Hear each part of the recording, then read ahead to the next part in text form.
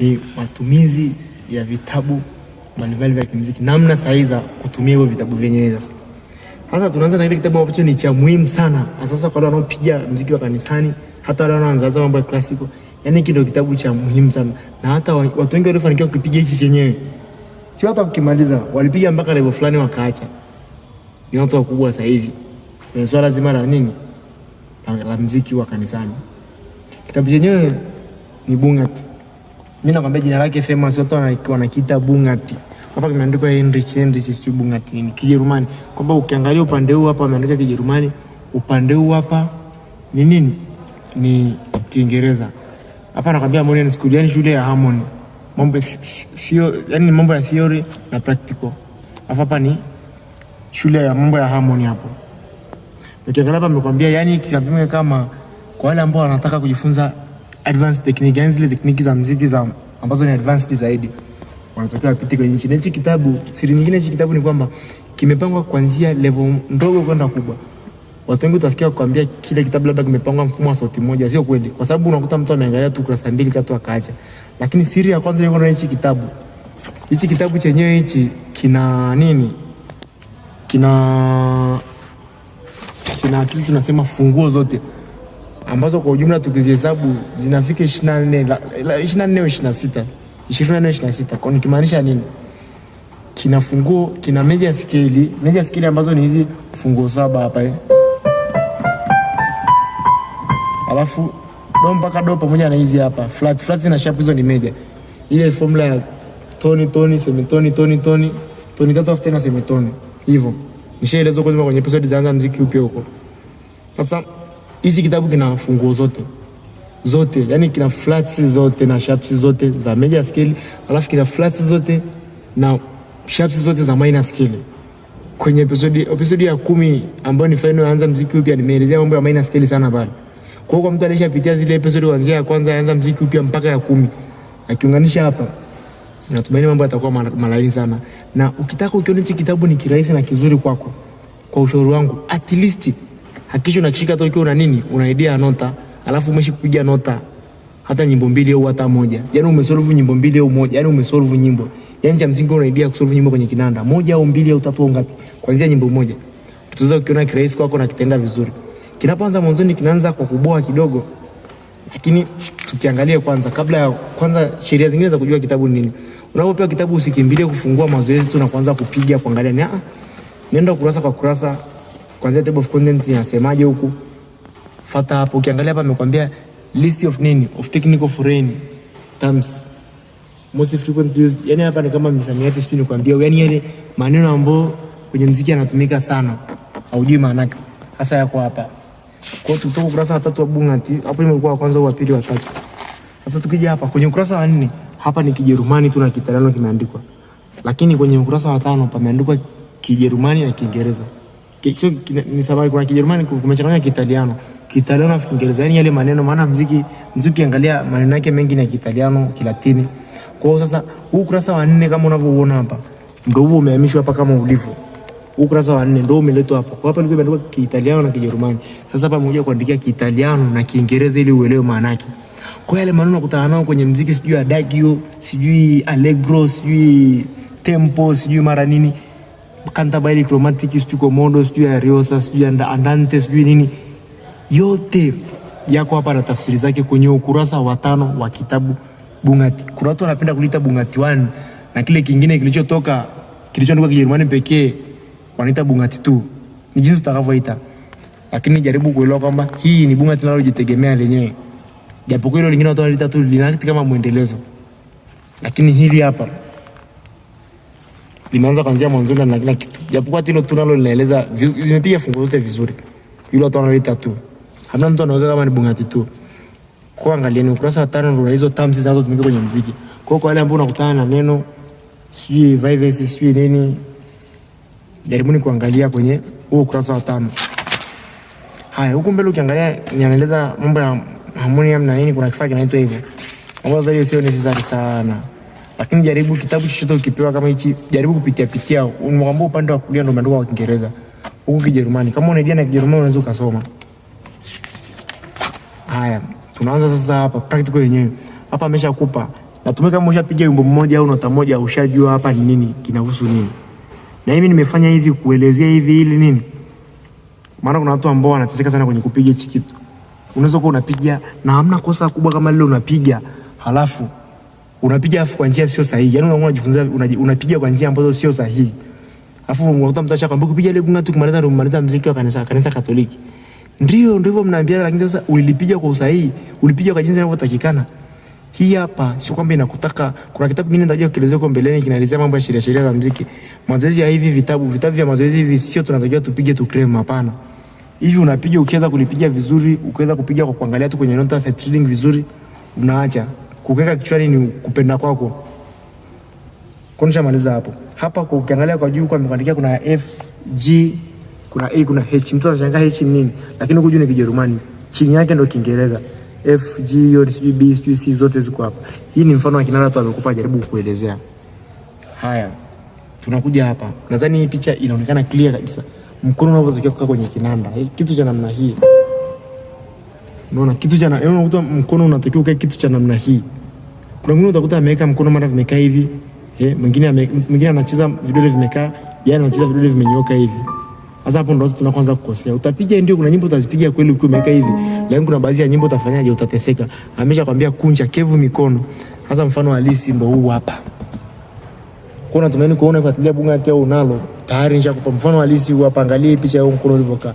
Hakikisha mazoezi yako unayofanya yote ndio hivyo hapo. Tuendelea mbele. Huko ameanza kuelezea kama hujui theory ya muziki ndo maana kitabu kinaeleza theory kwanza. Mambo ya stave, nota zinakaa wapi, majina yake, umeona? Mambo ya lines, nini. Hapo kwa unajua nota hapo apate kushinda ushamaliza. Hapa amekuonyesha majina ya nota. Juu Kijerumani, chini kwa Kiingereza, umeona? Kwamba nota kama hii anakuambia ni F kwenye G clef. Nota kama hii labda ni A, iko kwenye space ya A yani, umeona? Hivyo kwa unajua nota nadhani hapo hapata kushinda, utapita tu. Na kwenye hizi clef mwe makini, maana huko tutazitumia G clef hii ambao watu wanatoa mkono kulia, F clef. Haya. Hapa na kwa sasa tunaanza rasmi. Mazoezi kwanza ni ipi? Kitabu ni Bungati, mazoezi ni haya. Umeona? Namba za mazoezi ni hizo hapa. Hizi hapa. Kitu cha namna hii. Kama unavyoona hapa moja. Juu ni ukurasa wa 18 lakini zoezi namba moja ni hili. Ukisogea hapa mbele kidogo kuna hili hapa namba 2 hili. Umeona? Kwa hii phrase hapa ina zoezi namba 1 na namba 2. Namba 3 hii hapa. Ukishuka huku kuna namba 4, kuna namba 5 ipo huku mbele, kuna 6. Kwa hizo ndo namba za mazoezi jamani. Ukija huku usitaambia kuna 12, kuna 13 ngapi? Hizo ndo namba za mazoezi. Kwa hiyo tujua kutofautisha kurasa na namba za mazoezi. Turudi hapa mwanzoni sasa.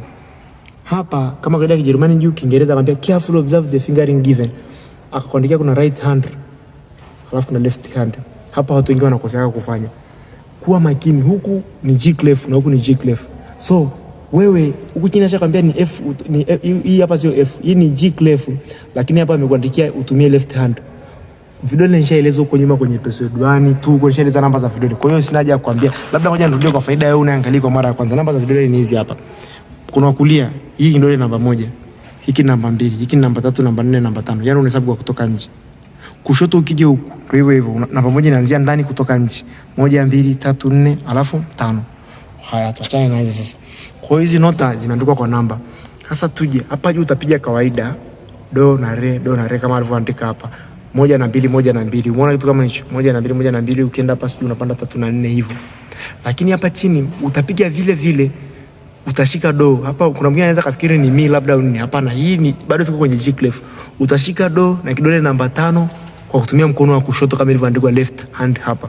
Kwa zote mbili unasoma noti na kwa sehemu moja. Hii ni do na huku ni do. Unaona kitu kama hicho re.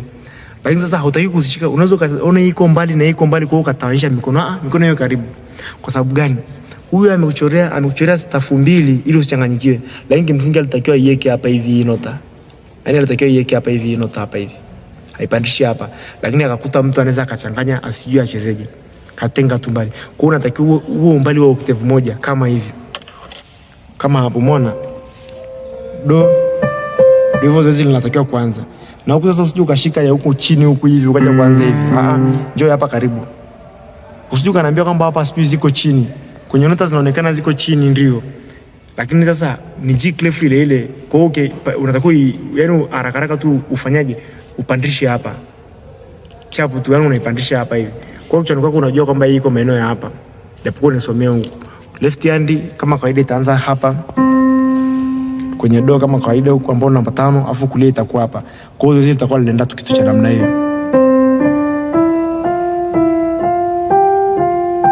Sasa kitu kama hicho. Sasa mtu anaanza labda sasa tempo nitajuaje? Hapa siondoka kapigwa moja moja. Mara nyingi ukuta hamna haja kuandikia hapa time signature. Mara nyingi inakuwa viazi ni common time, ile inawakilishwa kwa kitu kama C. Common time kwamba ni 4/4. Na ukiangalia kweli ziko nini? Crochet ni 4 kila mahali hivyo. Japokuwa ni mazoezi tu ambayo yani ya kudetermine fingering ya kawaida. Lakini umuhimu mwingine wa haya mazoezi ukifuatilia vizuri kwa watu wanaoeleza vizuri. Zoezi namba 1 mpaka 16 umuhimu wake ni nini? 1 hadi 16 unatoka kipindi unazipiga huo unaziimba. Ukishika do unaona unahitaji do. Kwa wale ambao nota bado zinawasumbua kutamka solfege. Unatakuwa unapiga huku unazitamka. Itakusaidia kukaa kichwani na utamemorize sauti za muziki. Japokuwa sio lazima. Ni wewe unavyotaka kuendelea kwenye muziki. Utafanyaje? Utaje. Yaani ukishika do, ukishika re nini? Do re mi fa so fa mi re do re mi fa re. Kitu kama hicho. Kwamba unashauri tu unacheza, wewe unazitamka. Ukishika do kama ni do, na unasema do, umeona? Hivyo. Zitakusaidia kukaa, yani zitakaa kichwani haraka sana. Maana ukiangalia amekuja akizibadilisha nafasi hivyo. Ukija huku hapa ameenda kwenye nani ya 3 ya 8. Yaani ukiziona ziko 3 unajua ni 3 ya 4 tu anamaanisha hapo. Japokuwa kuandika kwanza maana ni fingering. Ukija huku utakuta anazishusha mpaka huku chini. Zitakusumbua kidogo ukiwa unaanza, lakini unajua ni namna gani unatakiwa kuzishika. Ana change akibadilisha, observe namba za vidole, fuata namba. Faida utakayopata kwenye kufuata namba na kupiga ile bunga tu, utapata sight reading. Utajua kupanga vidole vizuri, yani fingering yako itakuwa nzuri. Utakuwa na fingering nzuri, utapanga vidole vizuri, yani nikimaanisha hiyo fingering, lakini movement ya kutoka move from one note to another, utakuwa na ile movement nzuri. Ile touch yani kwamba nikitoka hapa nikienda hapa na replace, yani ile replacement itakuwa vizuri ukipiga hiki kitu. Kwa hiyo ina kutengeneza mambo mengi, kuplace vidole, kucheza legato nzuri. Yani bunga tena train hivyo vote, hata sight reading linatoa vizuri kabisa. Pia kujua fungo zote ukipiga ile unajua. Kwa hiyo hapo ndo session ya kwanza ya mazoezi hapo, ukiweza imba ndo ushauri wangu hapo mkubwa hapa. Zoezi namba 1 mpaka la 16 kama part 1. Zingatie hizi G-clef nilivyokueleza. Maana kuanzia zoezi la kwanza mpaka la 73 tutakuwa tuna deal na clef hii moja hivi. Alafu kuanzia 70 ngapi huko ndo tutajua sasa jinsi F clef nayo inatumika. Hapa ni bado anajaribu kueleza tu kwamba nota ikiwa moja ukizigawanya zinakuwa 2, hizi zikiwa 4 sasa na hizi 2 hivyo. Utaobserve mwenyewe hapo, utaona sio sehemu ya kueleza sana hapo. Mambo ya mabala na nini huku unaona nilichokuandikia hapa maana yake nini? Kwamba ukishika nota kama hii hakikisha unahesabu mapigo 4. Maana hii C hapa inamaanisha common time. Common time ni 4/4. Kwa hiyo hapa kitu kama hichi anamaanisha ukishika unahesabu. Kama umeshika do ni hivi unafanya 1 2 3 4 1 2. Hiyo ndio ile sight reading tunasema umepewa nota, sio kazi yako kwanza kuangalia nota maneno yanasemaje sijui nini. Wewe umepewa, umefika mahali umepewa ucheze. Mara nyingi usipende kuobserve eti maneno yanasemaje nini. Wewe unajua timing kichwani mapigo kwa kufuata bunga tu ushashika mapigo yanaendaje. Wewe ni kushika zile nota tu haraka solfa, maneno utakuja kuangalia baadaye. Kwa ndo maana nakwambia, ndo maana yanakutrain. Ukishika hii huku nyuma alikuwa hajakupa, hapa ndo ameanza kukupa. Hii ina mapigo 4. Ikiwa hivi itakuwa na mawili, ikiwa hivi unapiga kwa pigo moja. Kwa ndo maana ya kukutrain sasa wewe. Umeona? Kitu kama hicho hapo sasa.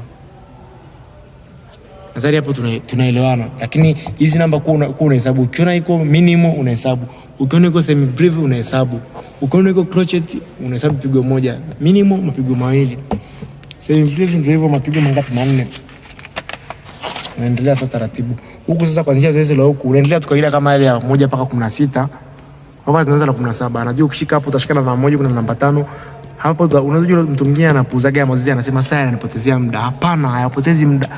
Haya hapa ni anakufunza kuhesabu ili uendelee sight reading, unajua kuhesabu mapigo haraka. Ukipo wimbo tu unacheza. Anataka ukishika hapo unahesabu 1 mpaka 4 kama alivyokuandikia hapa. Namba za vidole ni hizi huku juu na hii huku chini.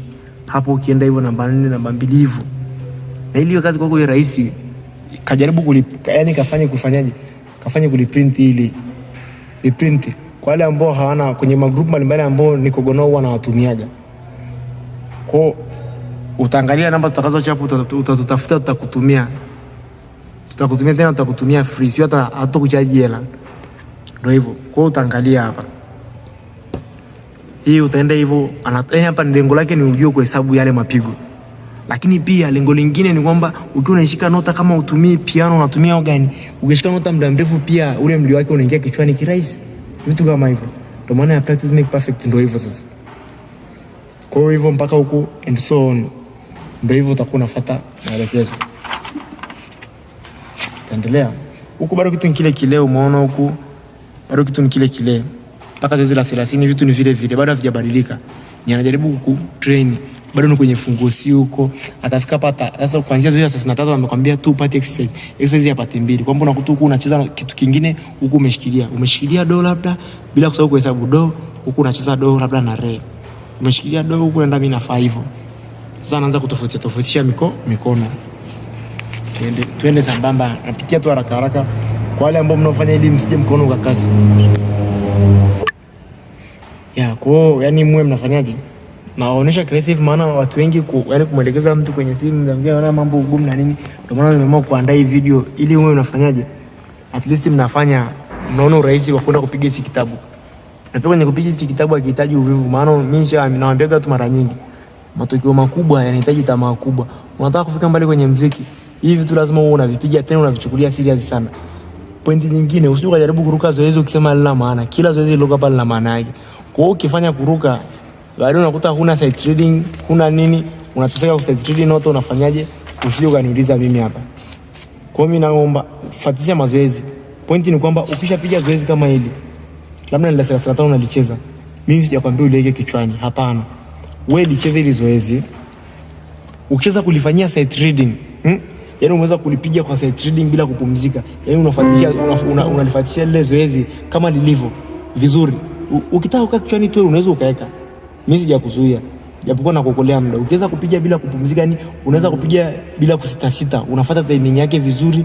Hata tena ikiwezekana tumia yale mabiti kama match au kama vitu tunaita metronome vile kwenye kinanda, unaweza ukaweka zile. Ukiweza kufuata vizuri kwa mapigo yake, zoezi kama lilivyo bila kusita mahali. Usileke kichwani, ruka nda lingine. Ndio njia ya kufanya. Na usiruke. Kuliko uruke kama umechoka, nenda. Na kinanda sio sehemu jamani, unapoenda kwenye kinanda kama umechoka, isiwe sehemu ya kwenda kutoa uchovu pale, hapana. Umechoka kwenye kinanda, nenda kapige vitu ambavyo unavijua, nyimbo ambazo unazijua. Kapige hizo, zitakufresha, zitakuchangamsha. Wakati una nguvu hujachoka, ndio wakati wa kuingiza material mpya kichwani. Kwa huku itaendelea. Ukiangalia hapa ameanza huko nyuma ilikuwa ni sehemu zingine. Hapa ameanza kukuletea mambo ya double notes, yani zikiwa mbili unashikaje. Vitu kama hivi.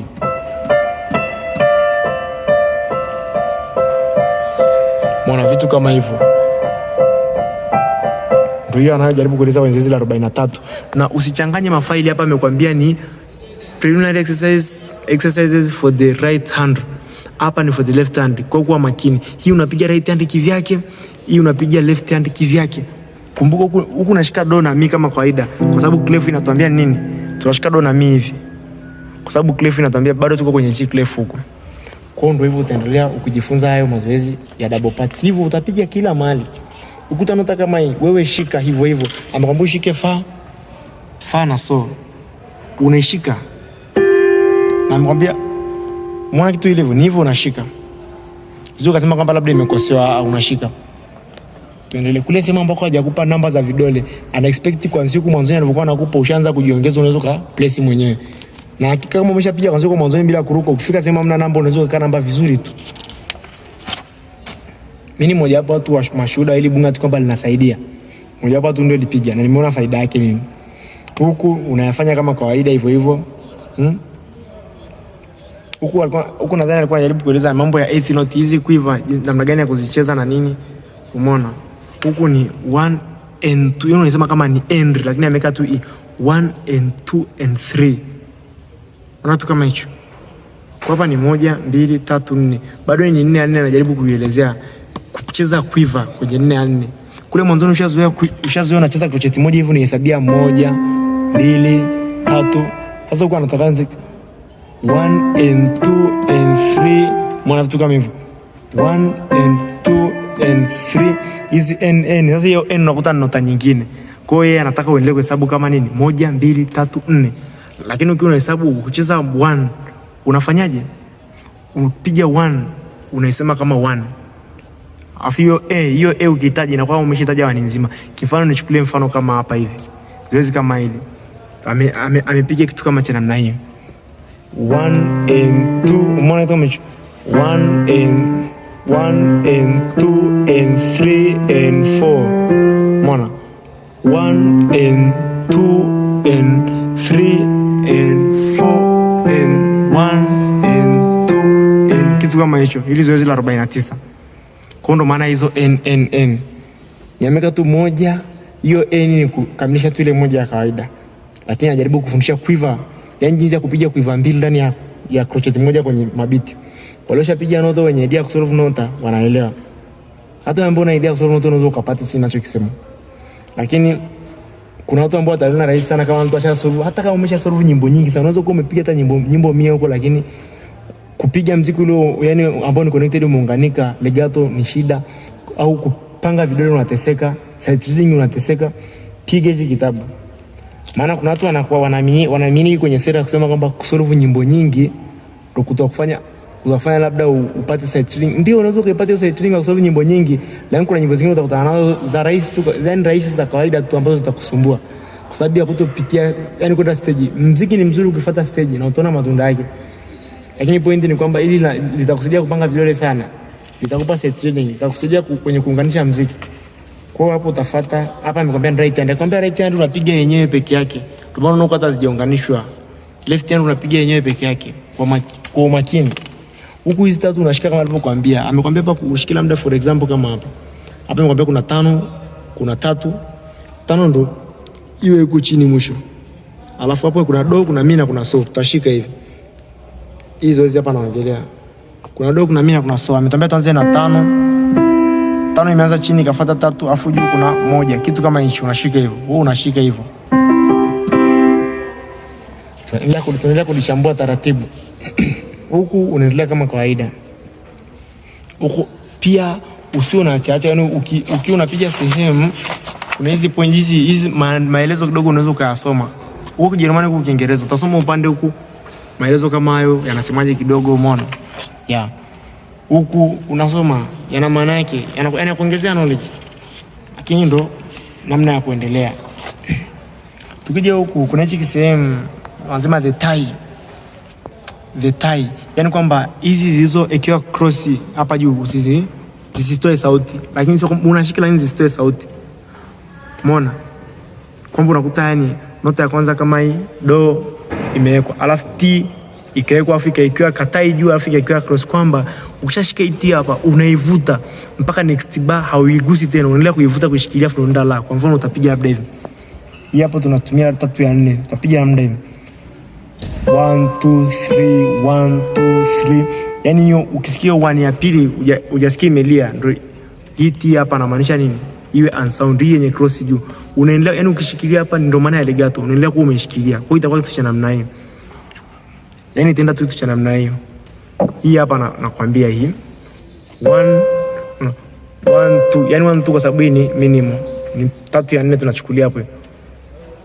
1 2 3 1 2 3.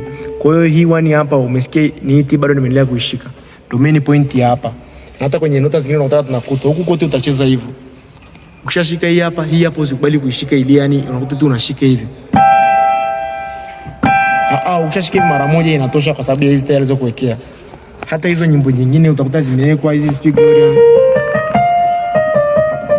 Utakuta zimewekwa vitu kama hivyo. Wewe unafanyaje? Observe hizo legato. Ndio maana yake. Kwa jaribu kuonyesha kwamba unaweza kuwa umetulia kwenye pati moja, nyingine inatembea ya progressive hivyo. Utafuata ni ya kawaida, haina shida. Huko amekuelezea mambo ya rest. Wewe utakuwa unafanya tu mazoezi yote. Tuko la 69 sasa hivi. Umeona tutaenda huku. Ameanzia hapa zoezi la baada ya 73 kuisha, akatuanzia kutuelezea nini? Basic clef. Sasa basic clef inaendaje? Akaja hapa akatuonesha majina yake kwanza upande wa mkono wa kushoto. Sasa majina yake hapa. Hapa utaangalia mwenyewe, alafu atakupa mazoezi ya mkono wa kushoto peke yake. Umeona? Alafu sasa tukishakuja mpaka kuanzia zoezi la 74 tunaanza kupiga kama nota kabisa. Itakuwa kitu cha namna hii, labda kama ile la 74. Mbona zilivyo ile zoezi? Labda unaanza kushikilia, kwamba shika moja huku. Afu huku kushoto unashika do, kwa hiyo itakuwa hivi. Kitu cha namna hii. Tuwa kitu cha namna hii.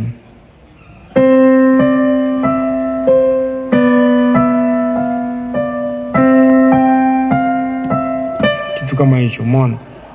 Kuna unatembea, yani kwamba sasa hivi tushazoea kwamba do huku chini inafanana na huku juu zinakaa space, the same space. Sasa hivi ukishasoma hii clef hapa nyuma, ukishaisoma hii basic clef, ukishaielewa vizuri nota zake, utakuja kugundua nota za basic clef za F clef na G clef zinakuwa na space na position zake zinakuwa tofauti kidogo.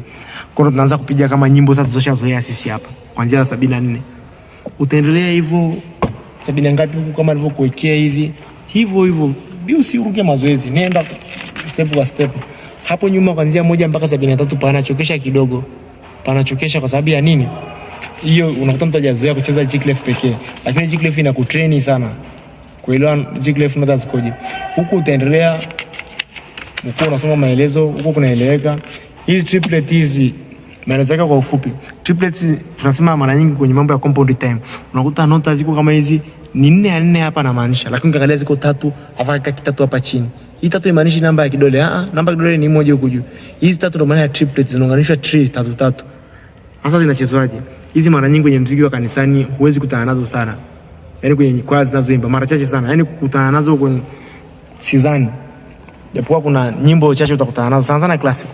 Yaani zinachezwa kistyle fulani, unaunganisha yani nota 3 zinakuwa kwenye biti moja,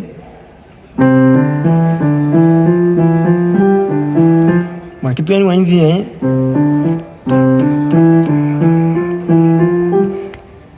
Endo maana compound time.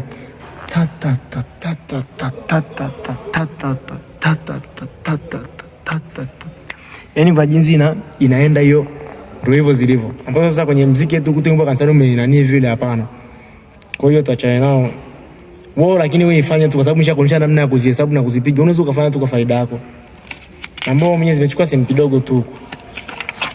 Huku unaendelea na mazoezi yako. Hizi fingering huku msiache. Msiache hizi fingering. Msiache kama ukija ya 92 hapa. Yaani fingering zingine zinakuwa nzuri, yani mwenyewe unapiga mpaka unaona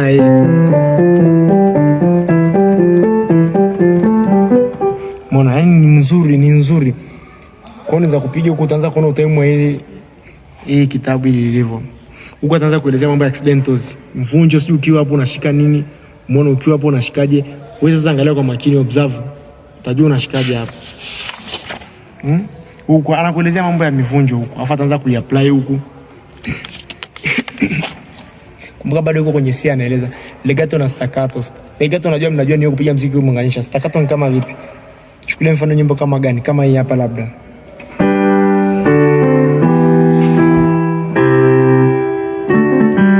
Sasa unakuta mtu anapiga hivi.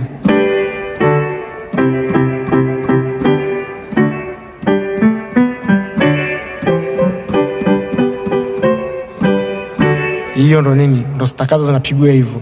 Kati ya nyimbo ya Nyundo ile tushangilia Christmas ile. Kuna mali ametumia staccato vizuri kweli yule.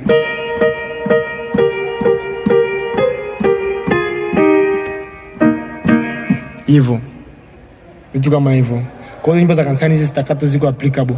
Hata ukiangalia bado unahitaji nadhani sauti ya 3 kuna sehemu staccato zinatakiwa zitumike kule. Kama sikosei, sina kumbukumbu vizuri. Hivyo ndio maana hizo staccato sasa. Legato ndio unakuta unapiga ukiwa umeunganisha.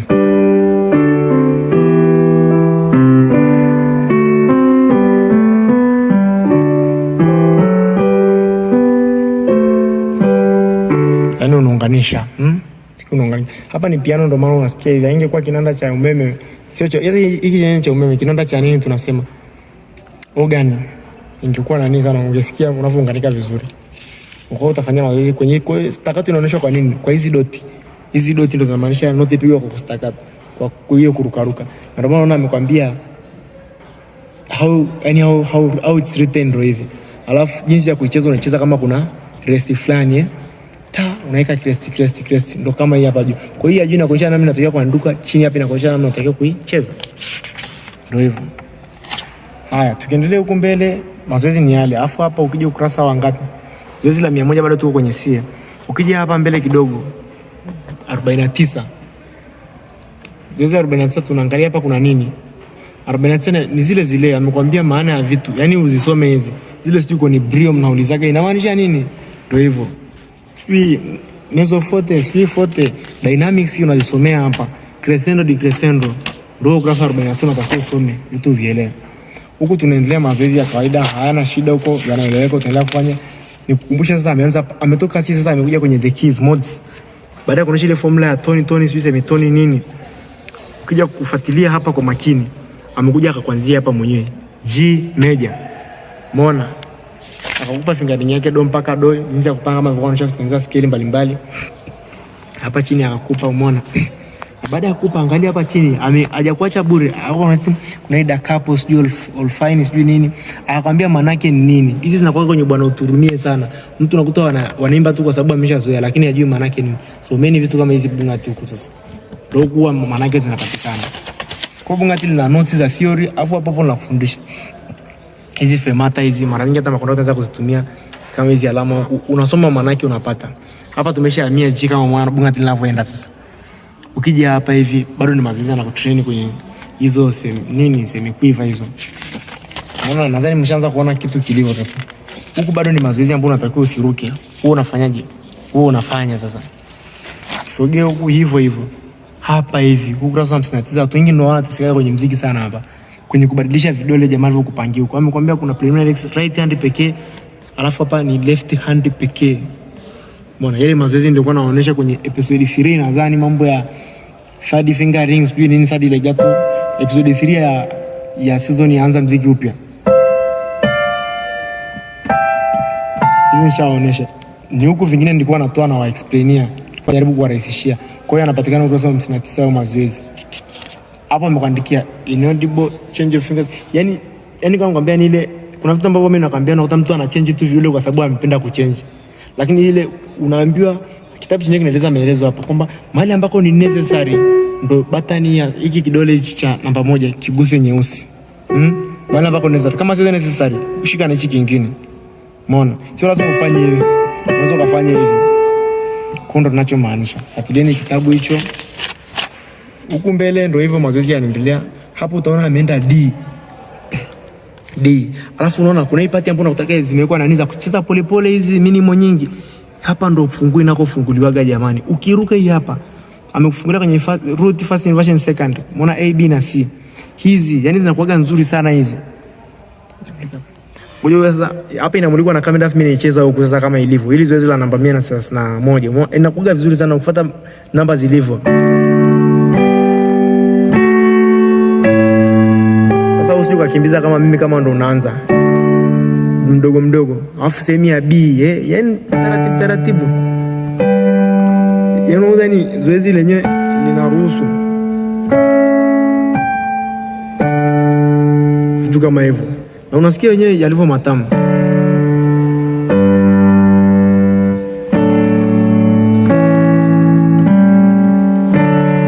Umeona hii hapa, hiyo ndo jinsi ya kufungua funguo. Umeona ukija huku anaendelea kukutrainia na hiyo nini? Anaendelea kukutrain D. Watu wanasemaje eti linaelezea funguo moja sio mkono mmoja. Au watu wanaangalia kurasa mbili. Amekuja hapa A major hii hapa. Akaja hapa chini zoezi la 141 akaifungua A. Kama D tunavyotakiwa kuifungua. Nadhani mnaona. Kwa hiyo mwe makini kwenye kagua. Hivyo ukienda utakuta E imeelezwa huku. Si unaona E major huku. Umeona kitu kama E major huku. Imeja utaniambia mbona hiti flat wala sharp nishaeleza huko nyuma kwa nini. Umeona? Unafuata ameenda yani kila funguo iko hapa anaenda kwa sharp toka sharp 1 G ameenda sharp 2 D ameenda sharp 3 A huko ameenda paka sharp 5. Yani kila kitu kinaelezwa na jinsi ya kuzifungua mazoezi yote hiyo funguo ifanye. Alafu huko akaanza hiyo F sharp major hiyo akaeleza jinsi ya kuifungua ameeleza hapa chini akacheza ile. Umeona kama 159 ni zoezi. Lakini mbali na kuwa ni zoezi hili pia nini? Ni wimbo ile tukusifu Mungu mkuu. God we praise you are name, you are thee, you as our Lord, we praise you as our Lord thee. Lugha za kanisani hizo. Sasa umeona vitu kama hivyo.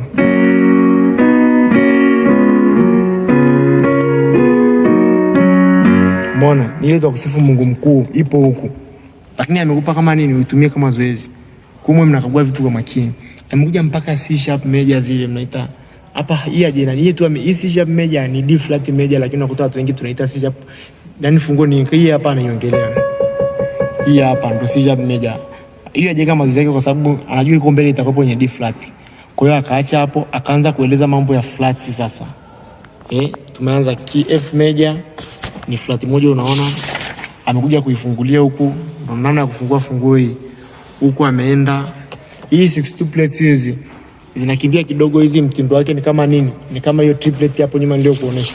Anaanza kwenye muziki wa kanisani sije kutana nazo na sidhani kama zipo kwenye classical sana sana. Ukija kufuatilia ameenda mpaka B flat major, umeona? Akaja hapa chini akaifungua ile funguo B flat major. Umeona? Ndio hivyo vitu vinafanyaje? Vinaenda. Kwa moyo makini mnafuatilia E flat, yani funguo zote zipo huko, in fact. Funguo zote zipo huko. Mambo ya syncopation huko ni mambo ya classical sana. Ikiwezekana hata utaenda utagugu utafuatilia mwenyewe kama hivyo huko. Ukiona hiki kijuu kinamaanisha nini? Kinamaanisha accent. Yani ucheze strong beat ile hapo. Kama nyimbo gani? Kuna nyimbo za kaka yetu kwa ametumia hizo accent, unakuta zimekwaje. Wewe unakuta sehemu ya ambapo tunatakiwa tuweke strong beat. Au unakuta sehemu ya weak beat ndio tunaimba kwa kufuata zile zinaitwa nini zile? Hizo syncopation. Unakuta kama Bwana Uturumie ile. Au nyimbo gani nyingine? Yaani umeona hiyo bwana, hiyo na sasa, hiyo na ndo syncopation yenyewe sasa. Amiyekea hapo low. Lakini ukiangalia hii bwana ndio litakiwa kwenye strong nini? Iko ndio kwenye strong beat. Lakini sio ukiangalia hizi accents zilivyo.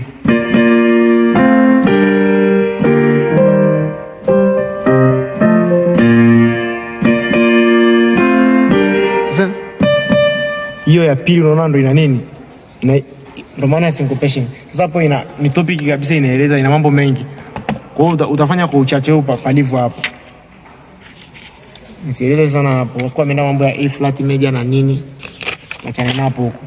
Lakini huko ujue funguo zipo. Ukija huko paka kwenye D 186 sio ushafika. Ni D flat major kitu kama hicho. Ambapo sasa ukienda utakuja utakuta kuna nini? Mpaka silent night unaona imefanyaje, imeelezwa hapa hivi.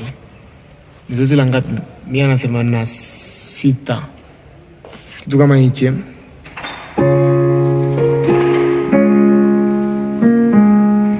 Yaani kama zilivyoelezwa hapa na kujazwa hizo nani zote hizo. Ya hii ni ile mtu mnaita sana na kengele sijui za nini, sijui juu zile. Silent zipo huko. Hizo zote zimewekwa kwa ajili ya nini? Ya mazoezi. Ukiendelea huko sasa utakuja kukuta kuanzia 190 amekwambia minor keys. Hapo. Minor keys ameanza kuzieleza. Hapo ni baada ya kumaliza flats zote na sharps za nini? Za major scale tunasema.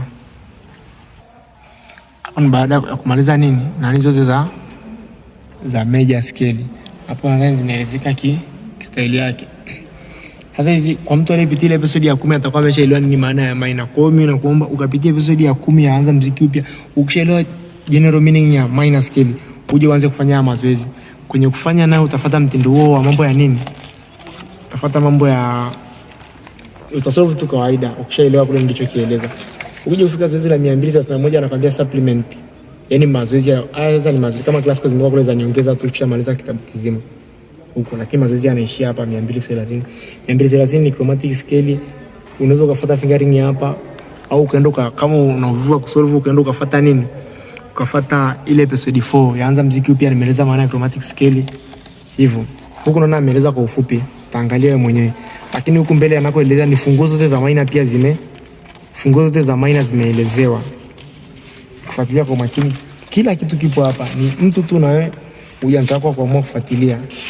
Lakini ukienda kimsingi kila kitu kipo hapa. Labda pointi nyingine ya msingi ambayo nisiache ni ukurasa wa 93 hapa, kwa 90 ngapi, kuanzia 92 93.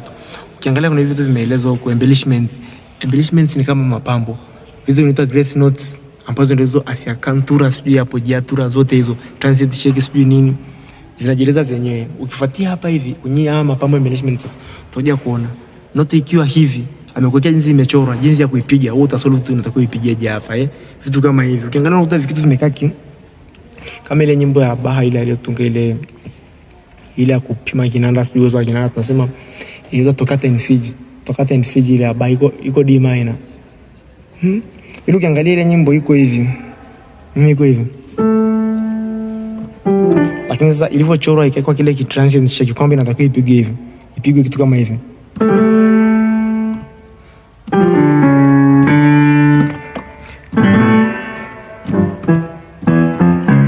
Kitu kama hivyo. Unaona ukatafuta kitu kama hicho. Zipo. Unaona zimechorwa vile. Zinamaanisha hizi embellishment zimewekwa kule. Nyingine imewekwa tu kinani kwa juu kama hapa hivi. Transient shake ina kitu kama hichi. Hii transient shake iko mara mbili. Kwa transient shake afu kuna modent. Transient shake iko hivi. Ikikatwa inakuwa ni modent. Kwamba ikiwa transient shake unapiga trili, nyewe mnaita trili. Lakini hizo transient shake unapiga kwa kwenda mbele. Lakini ikikatwa unapiga kwa kurudi nyuma kama unania bao. Vitu kama hivyo. Ukija huku kuna mpaka sijui grupeto, sijui the zote ukisoma unakuta imechorwa hivi afu anakuandikia jinsi ya kuipiga. Kwa hiyo uangalie ukurasa wa 93, 92, 93 jinsi zinatakiwa ziwe. Trili zimekaa trili kama hivi. Trili unakuwa watu wanaita trili. Trili unatakiwa andika hapo juu kabisa afu inakuwa ndefu kidogo. Lakini transient shake zinakuwa fupi. Trili unakuta kinaandikwa kitu kama kitiara fulani afu kinakuwa zigzag fulani ndefu. Ndio hicho nataka kufanyaje kueleza. Vingine kwenye kitabu utaangalia vinajieleza. Yaani vinajieleza sana. Sasa tukiachana na hapo kwa wale ambao watahitaji kusimamiwa hichi kitabu, maana kuna mwingine anataka akifanya nini, maana ni vizuri kufanya kitabu ukiwa unafuata maelekezo. Kwa wale ambao watahitaji kusimamiwa zoezi baada ya zoezi, labda kitoka la kwanza, la pili, la tatu, mtu akukagua mtatafuta hizo namba hapo. Pia tuna